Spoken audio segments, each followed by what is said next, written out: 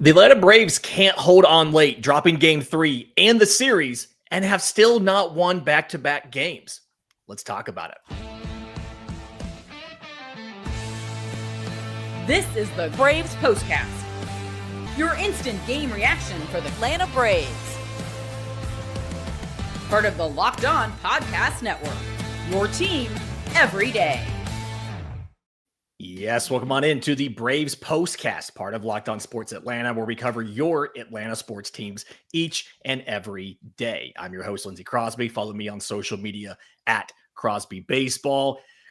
Thrilled to be joined again by my friend Jake Mastroianni, host of Locked On Braves. Follow him on social media at Shortstop Ball. He's been traveling all last week. We missed you, buddy.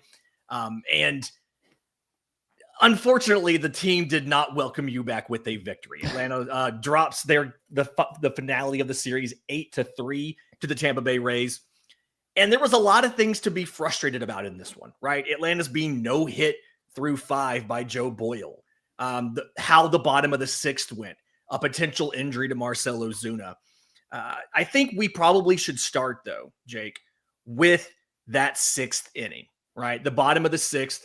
Atlanta, had scored to bring it to a 1-run game.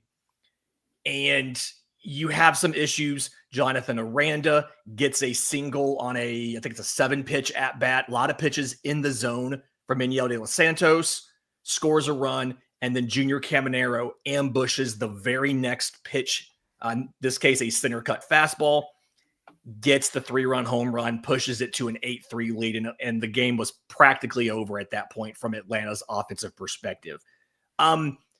Is this just De Los Santos had to throw too many pitches and got into what was this, right? What was your opinion of how those 2 at-bats went and what happened for Atlanta there?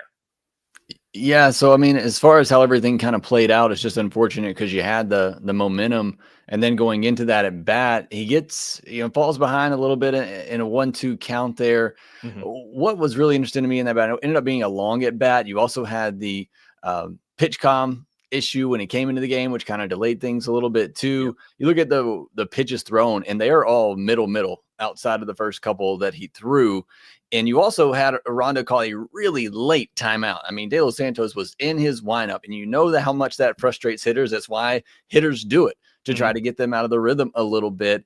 And, whether that's to blame or not, De Los Santos just continued to pump fastballs, basically down the middle of the plate. And, good hitters, which all major league hitters are good hitters, they're not going to miss that, time after time. He did foul a couple of them off, but he kept going to it. And you just almost wonder, and they did switch it up in the 6th pitch of that at bat after he had thrown several middle fastballs. They tried to throw the changeup, and that was really the one to me. You gotten away with some middle fastballs. They tried to go to the changeup, and Aranda fouls it off, and then you go back to that fastball middle again, and he didn't miss it that time. So you almost wonder, okay, do you go back to the changeup again there because he's kind of on those fastballs? It was really just a good at bat overall. But like I said, a lot kind of played into it. It was a long drawn out at bat with the pitch comm issues, and then the very late timeout, and then just not being able to, maybe he didn't trust it. I don't know. I know it's not necessarily his go-to pitch, but not trusting that changeup to a left-handed hitter to get a big out in that situation, and instead just continuing to throw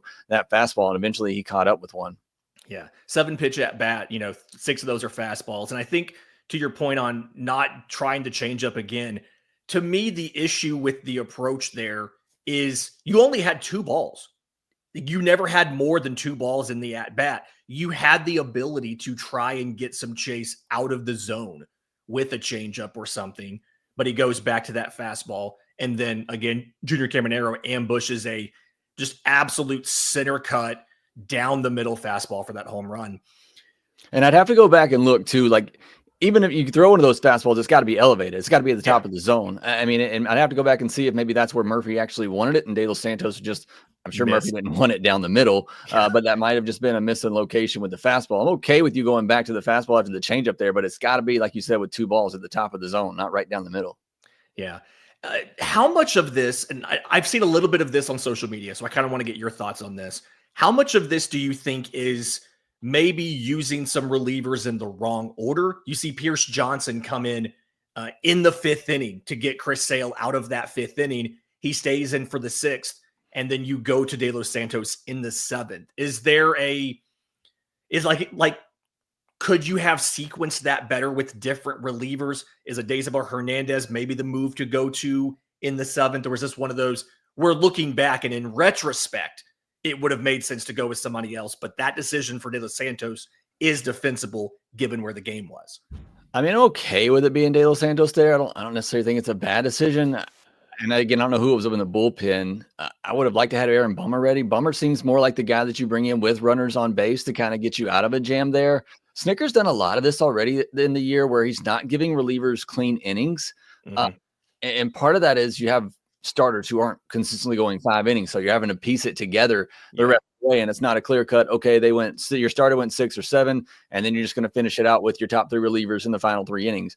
You have to do that this year. So it's been a lot of having to bring guys in the middle of innings. And I don't know that every reliever is built for that, but Aaron Bummer is the one that we know that typically comes in those types of situations, especially when they pinch hit with the lefty. I thought that would have been a clear chance to go with Bummer there to try to escape that inning. But De Los Santos is a good pitcher. He's done some good things early on, so I don't necessarily hate the call.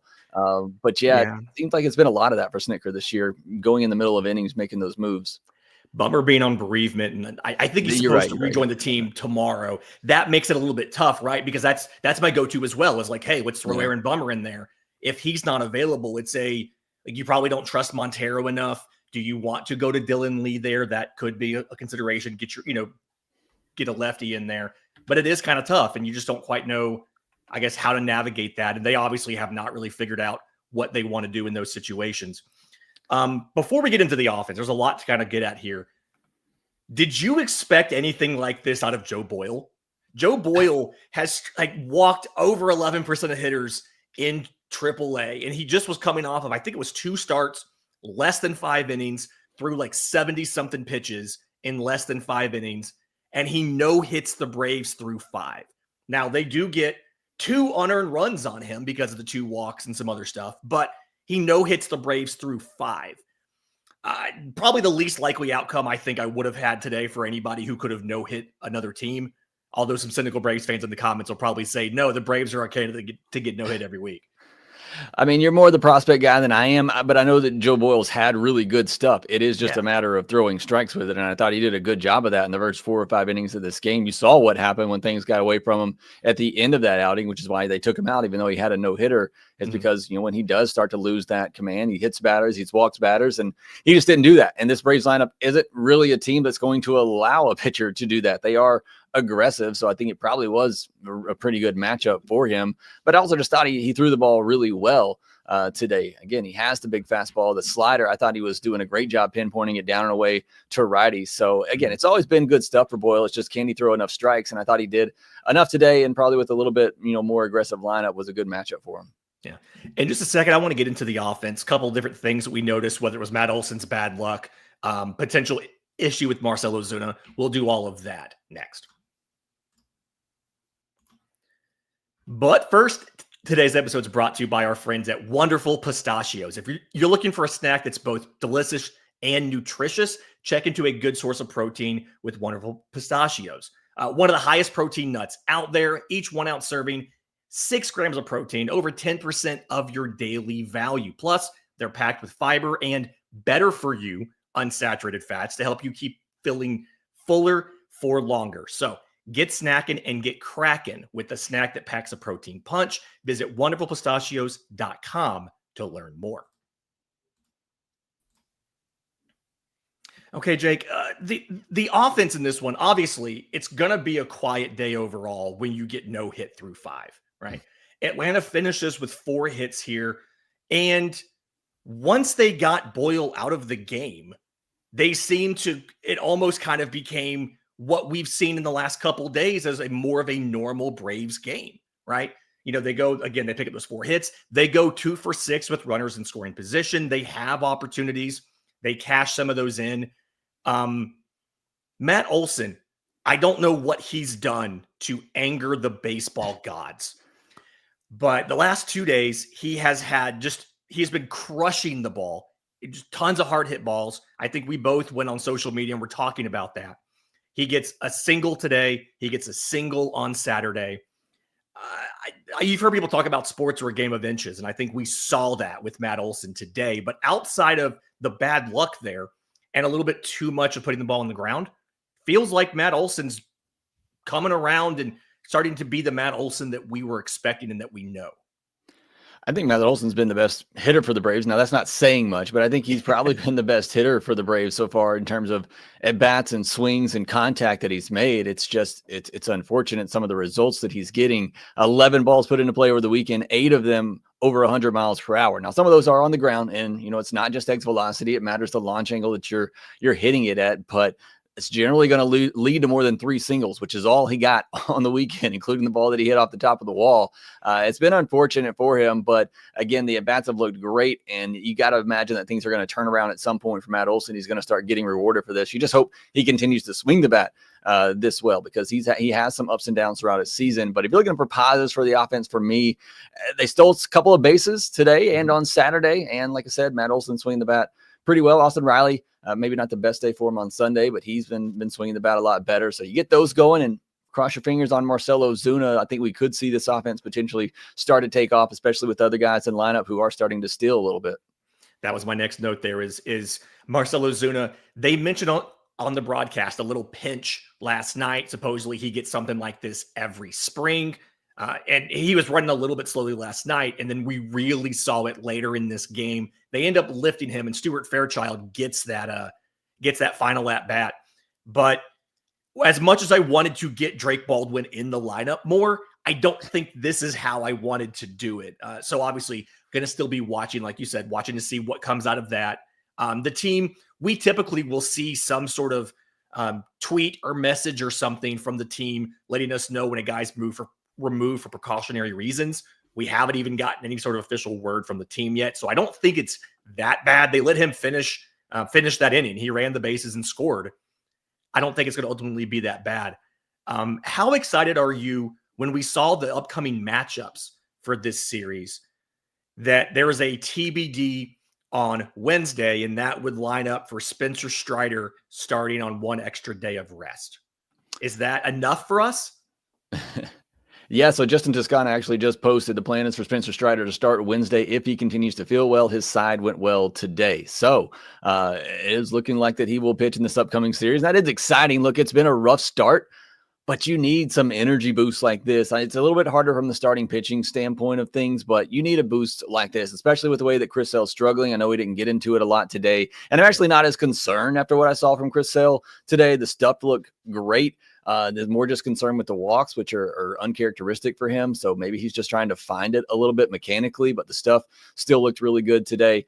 So once he can get on track, what Trellenbach's doing, now you get Strider in the rotation. Like I said, the Braves have just had too many starts here to begin the season of guys not being able to get through 4-5 innings consistently, and it's taxing your bullpen. So yeah, being able to get a Spencer Strider back in your rotation could be a big boost for this team. I'll also say on Sale real quick, of the 6 hits, only one of them was over 100 miles an hour. That was the home run. 2 of the singles were under 70 miles an hour. One was under 65, and another single was at like 84. He kind of got BABIP to death in this one. To your point, the walks, some of the locations I don't think were great, but they were good enough. The stuff looked to be fine after we had all the questions from the last start. So yeah, also not worried about Chris Sale. And really, you just need more length out of guys. A small part of me wonders if that was part of the impetus to keep Bryce Elder over AJ Smith-Shawver. The team has not addressed that yet. That's something I know that you're going to get into in your next episode of the show. So everybody go check out Locked On Braves. But ultimately at the end, 8-3 loss for Atlanta to Tampa Bay. They dropped the series. They are now heading to Toronto, 3 games with the Blue Jays. Grant Holmes, Spencer Schwellenbach, and then the expectation, not official, Spencer Strider making his return in Wednesday's getaway day. If you're listening on audio, do us a favor. Leave us a 5-star review. Apple, Spotify, wherever you get your podcasts. If you're on YouTube, subscribe to both Locked On Braves and Locked On Sports Atlanta. Hit the notification bell so you know whenever Jake and I go live with the next episode, hopefully breaking down a bunch of Braves wins over the next week or so. Until next time, this has been the Braves Postcast.